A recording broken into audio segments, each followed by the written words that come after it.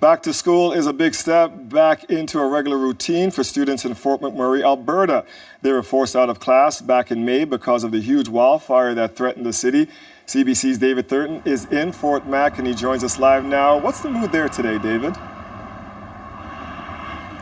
Well, busy, Dwight. As you can see, traffic has really picked up in the last couple of minutes. That's because school starts in about 10 minutes. So parents are walking their young kids to school here at St. Catherine.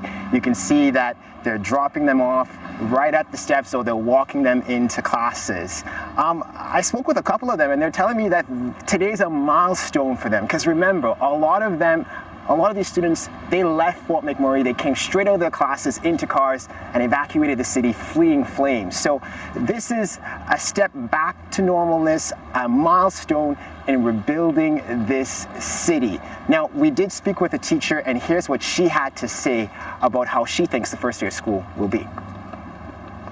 But today, the extra special welcoming, happy to see students, old and new, happy to see their parents, offering to come in, sit down, have coffee, tell us your story, and let's get back to work. Because most of the students that we've seen so far, that's exactly what they want to do.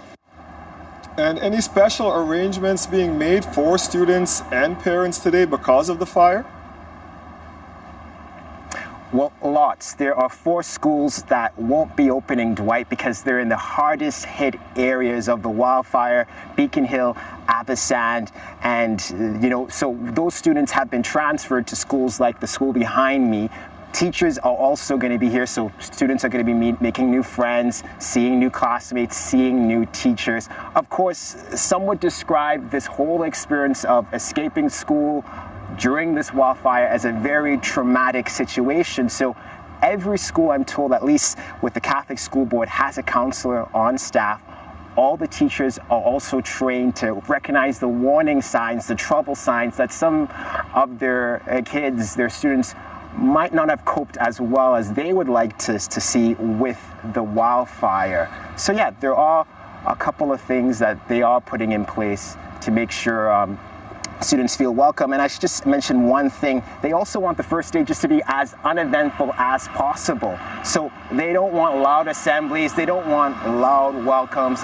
They just want it to be boring. Hopefully the school year will bring back a sense of normalcy for them out there in Fort Mac. CBC's David Thornton. Thank you, CB.